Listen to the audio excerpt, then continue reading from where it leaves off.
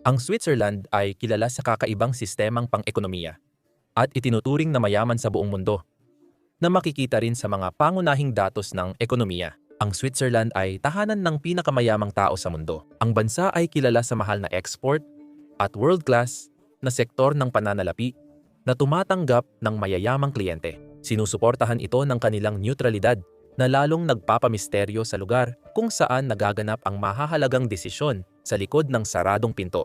Dito matatagpuan ang punong tanggapan ng sentral na bangko para sa mga sentral na bangko at ang taunang World Economic Forum sa Davos. At syempre, nararapat lang na nakilala ito bilang isang ligtas na taguan ng mga nakaw na yaman.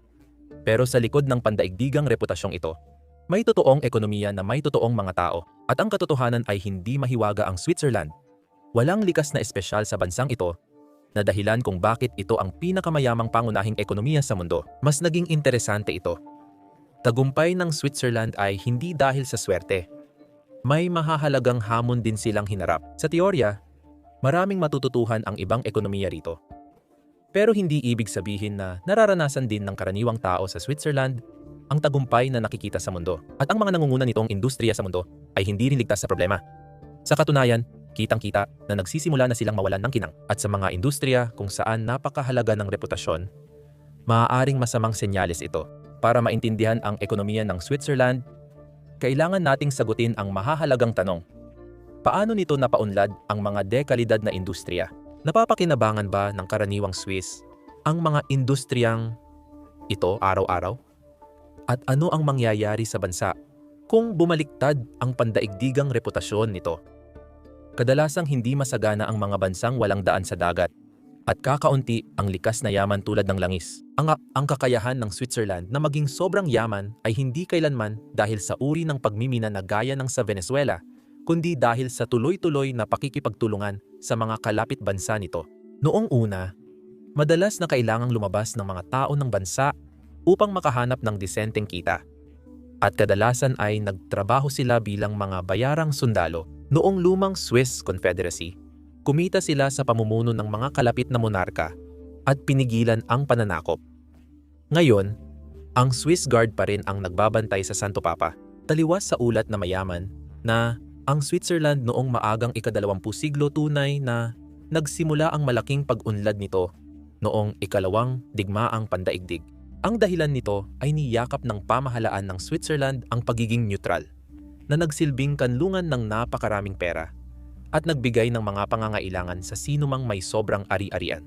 Pagkatapos ng digmaan, naging isa ito sa kakaunting manufacturing base na hindi halos naapektuhan, kaya nasupply nito ang Europa noong hindi pa ito kayang magsarili. Dahil dito, isinilang ang pinakamayamang middleman sa mundo. Ngunit simula pa lang ito. Isa ang Switzerland sa unang nagdevelop ng mekanisadong industriya. Ang maagang pag-usbong ng industriya ng tela ang naglagay sa Switzerland bilang pangalawa sa England sa industrialisasyon noong ika-19 na siglo at ginamit nila ang kita rito sa malalaking proyektong infrastruktura. Ang bunga ng mga pagsisikap na ito ay isang network ng kalsada na may humigit kumulang 73,000 kilometro at 5,200 kilometro ng mga linya ng tren, kung saan ang mga mamamayan ng Switzerland ay gumagamit ng mga riles ng tren higit pa kaysa sa alinmang bansa sa mundo. Sa ilan sa mga pinakamahirap paunlarin na mga lupain sa planeta. Dahil dito, maraming industriya nila ang umunlad hanggang sa kasalukuyan. Kung hindi dahil sa mga paunang pagsisikap, mahihirapan ang Switzerland dahil sa topografiya nito sa pagdadala ng manggagawa at materyales. Hanggang ngayon, isa pa rin itong malakas na sentro ng pagmamanupaktura. Ang industriya ng makinarya, electrical engineering, at metal ay nagbibigay ng trabaho sa mahigit 300,000 tao o 8% ng lakas paggawa ng Switzerland. Switzerland ay kabilang sa mga unang nagpasok ng kababaihan sa industrial na trabaho. Sa huling bahagi ng ika-19 na siglo, halos pantay ang dami ng kalalakihan at kababaihan sa lakas paggawa. At ang lahat ng pagbibigay diin na ito sa bokasyon ay nagresulta sa marami, kabilang na ang World Economic Forum, na tawagin ang lakas paggawa ng Switzerland bilang pinakamataas ang kasanayan sa mga mauunlad na bansa. Mula sa edad na 16, maraming mga nagnanais magtrabaho sa industriya ang humihinto sa full-time na pag-aaral at sa halip ay umiikot sa pagitan ng paaralan, mga inter-company na kurso at aktual na karanasan sa isang lugar ng trabaho. Sakop ng 30 taong edukasyon na ito, ang sahod at pagpapakilala sa mundo ng trabaho. Isa itong desisyon na nagbunga ng maganda kumpara sa maraming bansa na kasalukuyang nahihirapang makahanap ng mga manggagawang may kakayahan o gustong pumasok sa mga trabahong teknikal. Siyempre, may katumbas na halaga ang may kasanayang manggagawa at ang mga tao sa bansa ay binabayaran ng napakataas. At kadalasan, ito ay malaking bahagi ng gastos sa produksyon ng mga produkto at serbisyo.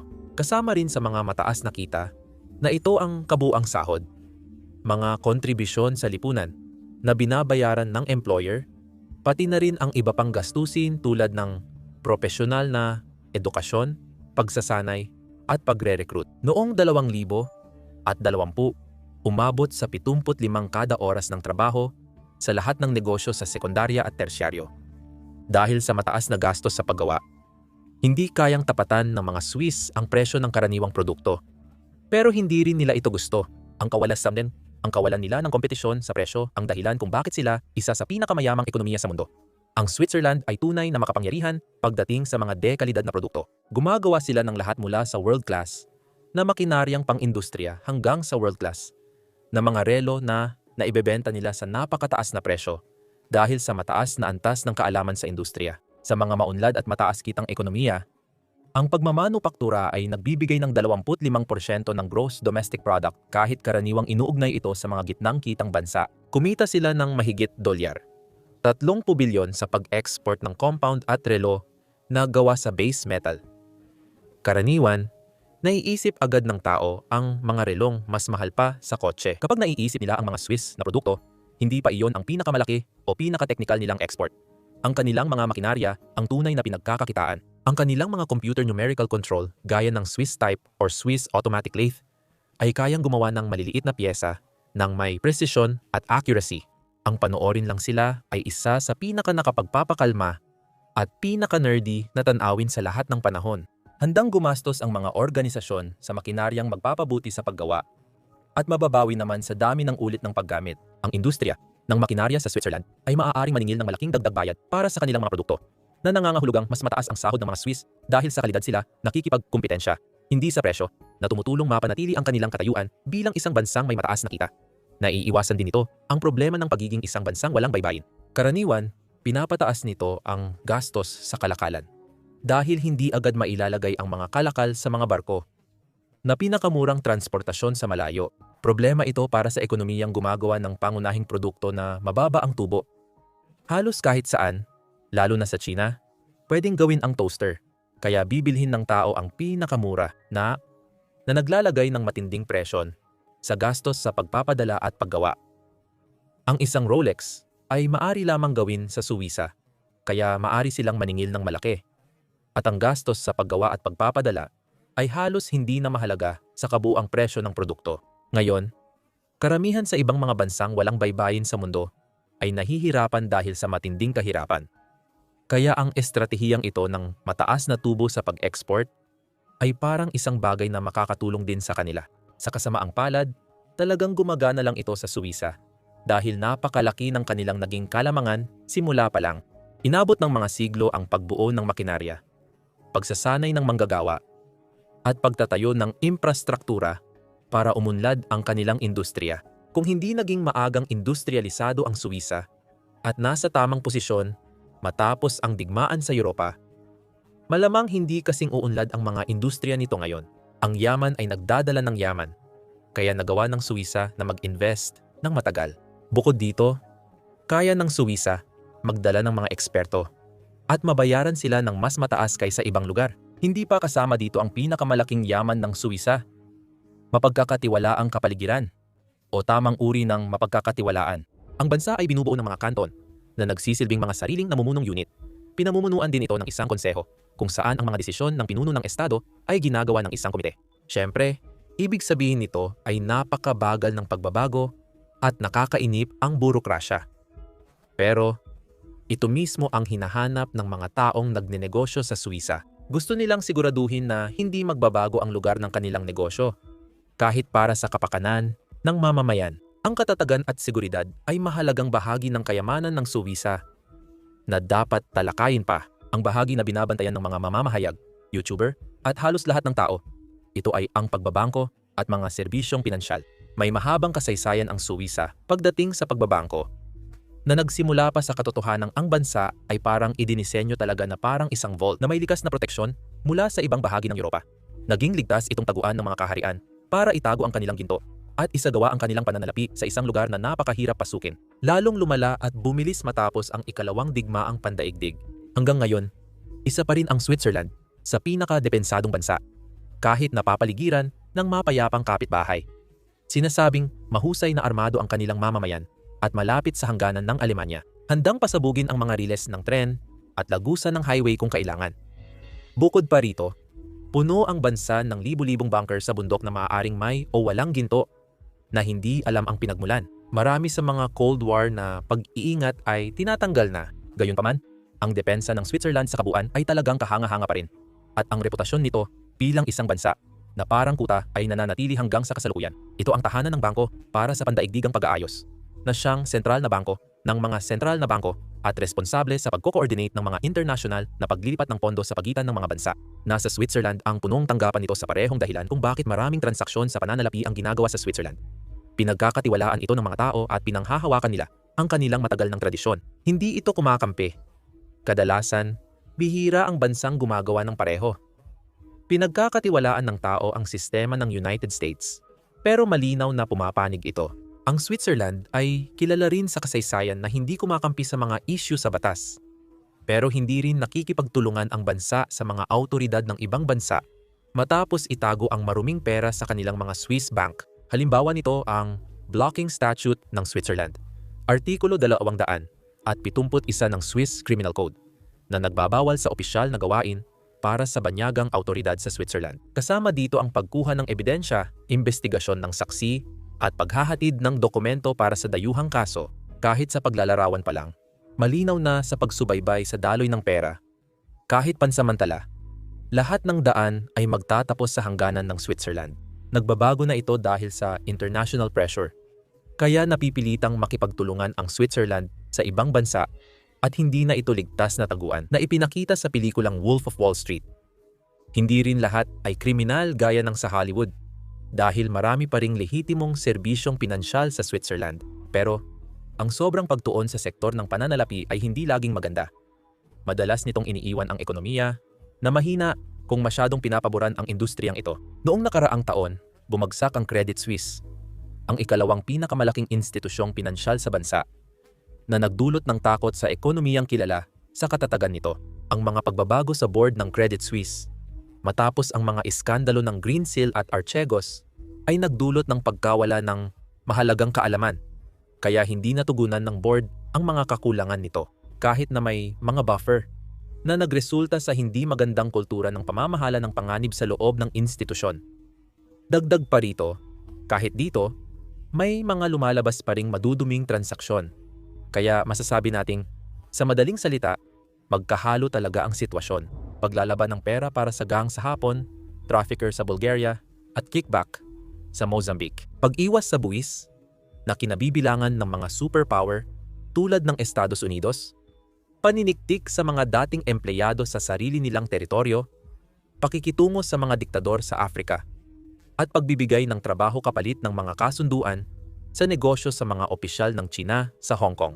Sa totoo lang, hindi ito ang listahan ng mga kaso na gustong makita ng mga kagalang-galang na mamumuhunan. Pero paano naman ang mga isyung panloob? Totoong nakikinabang ba ang karaniwang Swiss sa mga industriyang ito araw-araw? Malinis man o kontrobersyal, bagamat kahanga-hanga ang katatagan ng kanton, nagdulot ito ng malaking pagkakaiba-iba ng mga rehiyon. Mas malaki ang agwat ng kita sa mga kanton kaysa sa pagitan ng maraming bansa sa Europa. Karamihan ng yaman ay nasa Zug at Schweiz lang. Magkakaiba ang buwis, batas, wika, Aleman, Pranses, Italiano, at tradisyon sa bawat bahagi. Ang pinakamayaman ay nagbabayad ng halos 51%. Ang paglipat sa mga kanton ay parang paglipat bansa. Malaki ang kita ng tao, pero mataas ang presyo. May malaking hindi pagkakapantay-pantay sa mga kanton. At dahil sa mataas na gastusin sa pamumuhay, napipilitan pati ang mga karaniwang kumikita na mag-abot ng kanilang personal na pera para sa mga pamilya. Kahit 3 tao sa maliit na bahay, pwedeng gumastos ng 4,000-8,000 Swiss francs kada buwan sa pamumuhay. Nag-iiba ang gastos depende sa pamumuhay at tirahan sa Switzerland, pero mataas ito para sa karamihan. Ibig sabihin, hindi naman nagkakalayo ang kalidad ng buhay sa Switzerland at ibang bansa. Binabago ng Switzerland ang lokal nitong industriya, kaya mabagal ngunit matatag ang paglago na siyang gusto ng bansa. Mataas ang yaman ng bansa, kaya hindi na nito kailangan ng mabilis na paglago. Dapat mag-focus sa lokal na issue para matiyak na ang magandang datos ng ekonomiya ay maghahatid ng kalidad ng buhay sa mamamayan. Nasa magandang posisyon sila para gumawa ng pangmatagalang pagbabago, pero mahalaga ang oras. Sa ngayon, may ibang mga bansa na kayang magbigay ng parehong serbisyo gaya ng Suwisa, lalo na dahil sa Suwisa sa wakas ay gumagawa na ng hakbang para sa mas mataas na transparency na isang etikal na desisyon. Dumarami ang ebidensya na hindi na kasing higpit ang Swiss banking tulad noong 10 taon na ang nakalipas. Hindi na sapat ang reputasyon ng bansa, na isang malaking problema. Hindi matitiis ng Switzerland ang malalaking balita ng mismanagement dahil sa kanilang napakagandang reputasyon. Ang mga tao mula sa iba't ibang panig ng mundo ay gustong magtrabaho o kahit bumisita lang sa bansa dahil sa mataas na antas ng reputasyon na nabuo nito para sa sarili. At ang mga negosyo, mayayamang turista, at mga individual na may mataas na halaga ng yaman ay handang magbayad ng malaki para sa pagkilalang ito sa tatak na siyang nagpapayaman ng husto sa bansa. Ang hamon dito ay mabilis ding mawala sa uso ang mga tatak. Pinakamaganda sa mundo, ang mga produktong gawa ng bansa, kaya hindi na tinatanong ng mamimili ang presyo. Kahit mas bukas na ngayon, nananatiling palaisipan sa mga analista kung paano naging pangunahing tagapamagitan sa pananalapi ng mga Europeo ang maliit na bansang ito sa loob ng maraming siglo. Ngunit kung walang tamang pag-diversify at puro diin sa financialization, paulit-ulit nang napatunayan ng ganitong sistema na pwedeng maglaho ang reputasyon sa isang iglap. Ang tiwala ng mga international na kliyente ay pwedeng matapos agad. At sa huli, ang dating tinuturing na himala sa pananalapi ay pwedeng maging isa na lang babalang case study. Sa ngayon, ayos pa ang bansa. At syempre, walang makakapagsabi ng hinaharap, lalo na ang mga ekonomista. Pero hindi mahiwaga ang Switzerland. Ultra-high income na ekonomiya ito, na naging mas mahal lang na opsyon sa tumitinding pandaigdigang kompetisyon. Ngayon, ang mga estado sa Gulpo ay gumagastos ng trilyon para gawing sentro ng pananalapi ang kanilang bansa, kapalit ng industriya ng langis.